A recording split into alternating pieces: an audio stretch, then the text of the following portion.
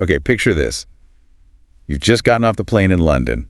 You're jet-lagged, but that smell of coffee is calling your name. Oh, yeah. You wander into this cute little cafe, but you want to order like a local, not just another tourist with a phrase book. Right. So that's where this deep dive comes in. Yeah. We've got all these articles and tips about mastering coffee shop interactions in English. It really is amazing how these small little chats can really open up a whole new world when you're learning a language. Absolutely. It's not even just about the coffee, it's about connecting with the culture and feeling more confident.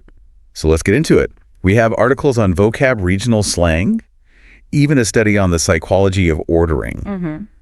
Where do we even begin? Well, we got to start with a strong foundation, right? Yeah. And, we tend to forget that even basic vocabulary can tell us a lot about a culture.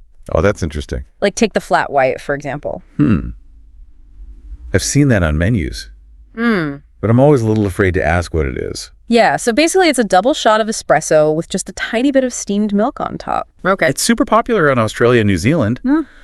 And, that tells us a lot about their coffee culture, right? They're all about that strong espresso flavor, and there's this huge emphasis on the texture of that microphone. So it's not just about knowing the words, it's about understanding where they come from.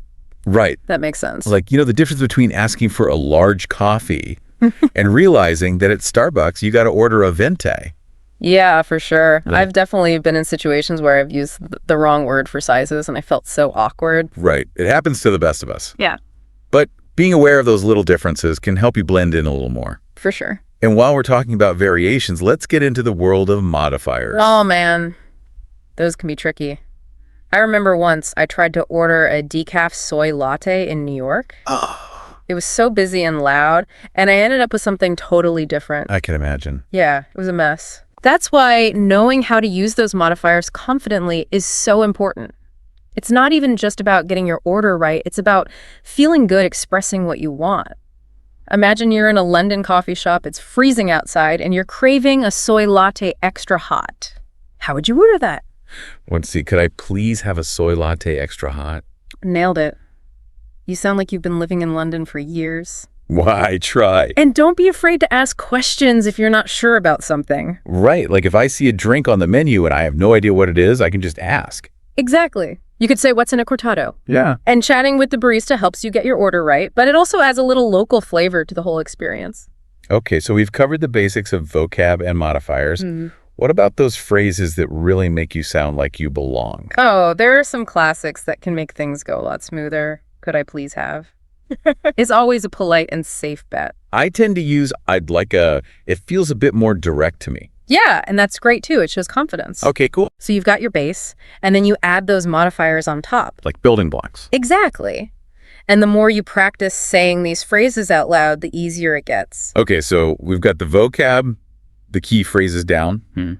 Now, how do we actually connect with the coffee shop culture, not just order and leave? That's where the magic of small talk comes in. I don't know. Small talk can feel a little superficial sometimes.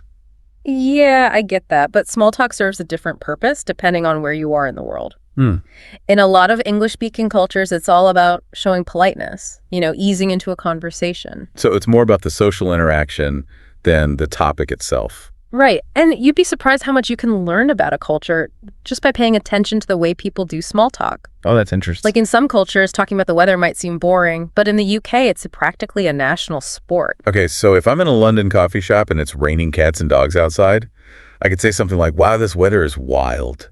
Exactly. And they might say, oh, tell me about it. Typical British weather, though. See, you've just started a whole conversation. Right. It's amazing how a little comment like that can lead to so much. And it's not just about talking to strangers. You can use small talk with the barista, too. Just a simple, how's your day going, can make things feel more personal. I like that. It feels more human. Exactly. It's all about building those little connections, even if they're brief. Right. So we've got the vocabulary, the ordering phrases, and now the art of small talk. What else do we need to know to really master the coffee shop scene? Well, there's this whole other layer of communication that's happening beyond the words we speak. You mean like the unspoken rules, the etiquette? Exactly. Those unspoken rules can be tough to figure out, especially in a new culture. Yeah, for sure. Like personal space, I've definitely been in some crowded coffee shops where I felt like I was on top of the person next to me. Oh, yeah. Personal space is a big one, and it's different everywhere. But in a lot of English-speaking countries, it's polite to give people some breathing room. So if I'm at a table, I shouldn't spread out all my stuff like I own the place. Good rule of thumb. And if you're waiting in line, try not to crowd the person in front of you. Right. It's all about being considerate, even when it's busy. Exactly. What about noise level? I've noticed some coffee shops are super loud and others are really quiet. Yeah. How do you know what the vibe is? I don't want to be that person yelling on my phone in a silent cafe. It's all about looking around, you know? Pay attention to how loud people are talking and adjust your volume accordingly. And if I need to take a call, I should probably step outside. Right. Just be respectful of everyone around you. Now, speaking of sharing space, let's talk about working or studying in a coffee shop. Oh, yeah, that's a big one. Coffee shops are like a second office for a lot of people. Totally. But there are definitely some unspoken rules there. Like, if you're going to be there for a while, you should probably buy more than just one coffee. Right. You don't want to hog a table all day and only spend a couple of dollars. Makes sense. What about laptops and stuff? Yeah, be mindful of the volume on your devices. You know, nobody wants to hear your music or your keyboard clicking away. And if it's crowded, try to keep your stuff contained. Exactly. Sharing is caring. Actually, one of our sources mentions a study about how noise affects productivity. Oh, really? That's interesting. Yeah, so basically they found that certain kinds of noise, like loud conversations or sudden sounds, can be super distracting. Okay. But consistent, quiet background noise, like the coffee machine or soft music, can actually help people focus. That's probably why you get so much work done in coffee shops. Right. It's that perfect balance. Okay, so we've talked about the spoken and the unspoken rules of coffee shop interactions, from how to order to cultural nuances and even workspace etiquette. But I'm curious, how does this all go beyond just getting a cup of coffee? How does it connect to language learning and feeling more comfortable in a new culture? That's a great question. And honestly, it's something we forget about a lot. We get so focused on learning vocab and grammar that we forget why we're doing it in the first place. Language is about connecting with people and experiencing the world in a different way. You know, you're right. I've had times where I've messed up words or pronounced things wrong, but the person I was talking to was so nice about it. It wasn't about being perfect. It was about the connection. Exactly. Those are the moments that make language learning come alive. You realize it's about the human interaction, the shared moments, not just about getting the words right. So how do we encourage our listeners to really embrace those moments, to get out of their comfort zone and really experience the culture? I think it starts with a change in mindset. Instead of seeing language learning as something you have to do, see it as an adventure. I love that. A way to explore new places, connect with different people. It's rating in your textbook for a plane ticket. Exactly. And coffee shops are the perfect place to start these adventures. Yeah. They're like these little mini cultures where you can observe, interact, and practice your language skills in a safe space. So don't just grab your coffee and go. Take a moment to really be there. Right. Listen to the conversations happening around you. Notice how people are interacting. Yeah, it's like a mini ethnography project. Exactly. And if you feel up to it, don't be afraid to start a conversation with someone. Yeah. It could be the barista, someone at another table, even the person in line behind you. You never know what you might learn. And even if it's just a quick chat, it's still a chance to practice your skills and connect with someone from a different background. It's amazing how these little interactions can be so meaningful. Right. Like each conversation is a window into another world. So we've talked about the spoken and unspoken rules of coffee shop interactions, the importance of small talk, and how these everyday encounters can help us understand language and culture better. What else can we give our listeners to help them navigate all this with confidence? I think it's important to address the fear of making mistakes. You know, a lot of people are afraid to speak up because they think they'll say the wrong thing. Oh yeah, I've definitely been there. I totally chickened out of speaking because I was scared of messing up. It happens. But remember, making mistakes is part of learning. Like learning to ride a bike. You're going to fall a few times before you get it. Exactly. Same goes for language. Embrace those awkward moments. Those times when you feel like you're fumbling over your words. It's all part of the journey. And a lot of times people are more understanding than we think. Totally. Most people appreciate when you try to speak their language. They're not going to focus on every little grammar mistake. So instead of getting down on yourself for making mistakes, see them as opportunities to learn and grow. Exactly. Each mistake is a chance to get better and build your confidence. And sometimes those mistakes lead to the best stories. Absolutely. Some of my favorite language learning memories are those times when I totally messed up or misunderstood something. They're the stories that make you laugh and teach you something new about the culture. So to everyone listening, Embrace the mistakes, laugh at the awkward moments, and celebrate the small wins. Because the journey of language learning is just as important as the destination. And hey, you might even discover a hidden talent for comedy along the way. Speaking of discoveries, one of our sources talks about the psychological benefits of getting out of your comfort zone. That sounds interesting. Tell me more. So the article says that challenging yourself to do things that make you a little uncomfortable can actually make you more confident and resilient. Yeah, that makes sense. It's like working out a muscle. The more you use it, the stronger it gets. Exactly. And when you apply that to language learning, it means that the more you push yourself to speak, to start conversations, to try new things, the more confident you become.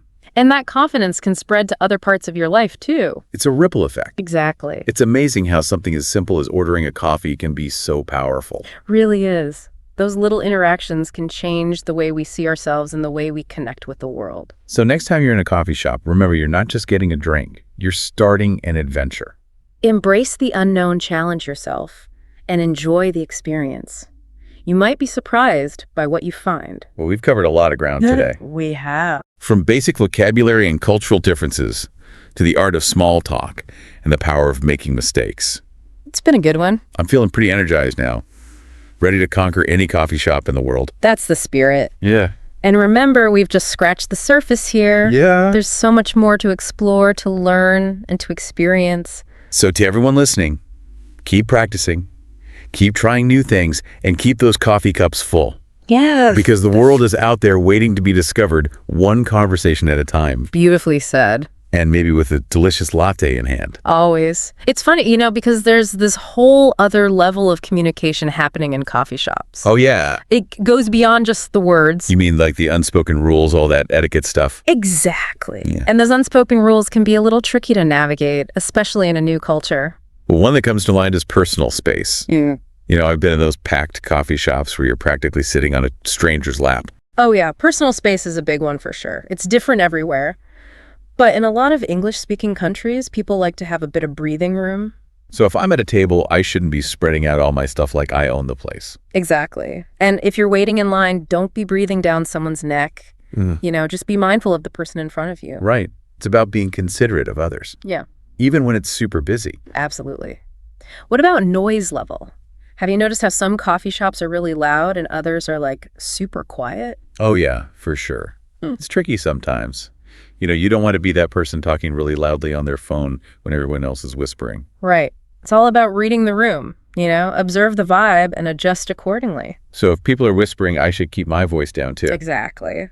And if there's a lot of chatter, then you can relax a bit more. And if I need to take a phone call, I should probably step outside or find a quieter spot. Exactly. Just be mindful of the shared space and the people around you. Now, speaking of shared space, let's talk about working or studying in a coffee shop. Oh, this is a big one. It seems like coffee shops have become like a second office for a lot of people these days. They really have, but there are definitely some etiquette rules to keep in mind. Like if you're planning to camp out there for a while, you should probably buy more than just a single coffee. Yeah, it's kind of a courtesy, Right. You don't want to take up a table for hours and only spend a couple of dollars. Right. What about using laptops and stuff? Be mindful of the volume on your devices. No one wants to hear your music blasting or your keyboard clicking nonstop. And if it's crowded, try to be space conscious. Don't spread out all your belongings and take up the whole table. Exactly. It's all about being considerate and sharing the space. Actually, one of our sources mentions a study about the impact of noise on productivity. Oh, really? Tell me more. Yeah, so apparently certain types of noise, like really loud conversations or sudden bursts of sound, can be super distracting. Okay. But consistent low-level background noise, like the sound of the coffee machine or soft music, can actually help people focus and be more creative. That makes sense. I feel like I get some of my best work done in busy coffee shops. Right, it's that perfect balance of energy and ambient noise. So we've covered the spoken rules and the unspoken rules of coffee shop interactions, from ordering phrases to cultural nuances and even workspace etiquette. But I'm curious, how does this all go beyond just getting a coffee? How does it connect to the bigger picture of language learning and cultural immersion? That's a great question. And it's something we often overlook. We get so caught up in memorizing vocabulary and grammar rules that we forget the real reason we're learning a language. What do you mean? It's about connecting with people and experiencing the world in a new way. Yeah, I've definitely had those moments where I've stumbled over words or mispronounced things, but the person I was talking to was so patient and understanding. And in those moments, it wasn't about being perfect, it was about the connection. Exactly. Those are the moments that make language learning come alive. It's not just about the words, it's about the human interaction, the shared laughter, the cultural exchange. So how can we encourage our listeners to embrace those moments, to step out of their comfort zones and really dive into the cultural experience? I think it starts with a shift in mindset. Instead of seeing language learning as a chore or a test to pass, see it as an adventure. I love that. A way to explore new worlds, connect with different people, expand your horizons. Like trading in your textbook for a passport. Exactly. And coffee shops can be the perfect starting point for those adventures. They're like these microcosms of culture where you can observe, interact, and practice your language skills in a safe and welcoming environment. So instead of just grabbing a coffee to go take a moment to really be there. Right. Listen to the conversations happening around you. Notice those subtle cues of body language and social interaction. It's like turning your coffee break into a little research project. Exactly. And if you feel comfortable, don't be afraid to strike up a conversation with someone. Yeah. It could be the barista, someone at another table, or even the person standing in line behind you. You never know what interesting stories you might hear or what you might learn. And even if it's just a quick chat, it's still a valuable opportunity to practice your language skills and connect with someone from a different culture. It's amazing how these seemingly insignificant interactions can actually be so enriching. It's like each conversation is a window into another world. So we've talked about the spoken and unspoken rules of coffee shop interactions, the importance of small talk, and how these everyday encounters can deepen our understanding of language and culture. What else can we offer our listeners to help them navigate this world with confidence? It's funny. We always talk about fluency, like it's this big goal, like reaching the top of a mountain. Yeah. But maybe it's more about enjoying the climb itself. I think you're absolutely right. It's Yeah. about those little moments of connection, Yeah. Those times when you finally get that pronunciation right, or when you have your first real conversation with someone. It's those moments that make all the hard work worth it. I remember when I was learning Spanish, I was so focused on all the grammar rules and verb tenses. Right. That I forgot to just enjoy speaking the language. It's easy to get caught up in the technical stuff, especially when you're first starting out, but we got to remember that language is really all about communication and connecting with people. I had this experience once in this tiny little cafe in Barcelona. Oh, yeah? I was trying to order a café con leche, and I totally butchered the pronunciation. I bet the barista still knew what you meant, though. Oh, they did. And they even gave me this little smile and said, "Muy bien." It was such a small thing, but it made me feel so good. It's those little gestures that make all the difference. They remind us that we're all human. We all make mistakes, and we're all just trying our best. It's like this universal language of kindness that goes beyond any grammar mistakes. It's that feeling of, hey, we're both putting in the effort, and that's what matters. Exactly. And those moments often lead to the most genuine connections. It makes me think about all the times I've been afraid to speak up in a new language. I've been so worried about sounding silly. But then I remember those encouraging smiles, those patient people, and it gives me the courage to try again. It really is like building a muscle. The more you use it, the stronger it gets. And that goes for confidence, too. Each time you push yourself to speak, to try something new, you're building that confidence muscle. And those small wins, they add up over time. They do. And you start to feel more self-assured, not just in language learning, but in other areas of your life, too. Absolutely. It's like this ripple effect. You realize you can handle new and unfamiliar situations. It's about embracing the unknown and trusting yourself to figure it out. And what better place to practice those skills than in a coffee shop, right? Seriously. Surrounded by all that energy, all those conversations. It's the perfect environment to observe, to experiment, to just enjoy the process of learning and growing. So as we wrap up this deep dive into coffee shop confidence, let's leave our listeners with one final thought. Okay. It's not about speaking perfectly. It's about enjoying the journey. It's about those small moments of connection, those awkward stumbles, those unexpected discoveries. It's about trying new things and being okay with being a beginner again. Well said. And who knows? You might just find that the best part of the whole journey is the coffee itself. To stronger coffee and even stronger conversations. Cheers to that. And to all our listeners out there, keep practicing, keep exploring, and keep those coffee cups full, because the world is waiting to be discovered one conversation at a time. Couldn't have said it better myself.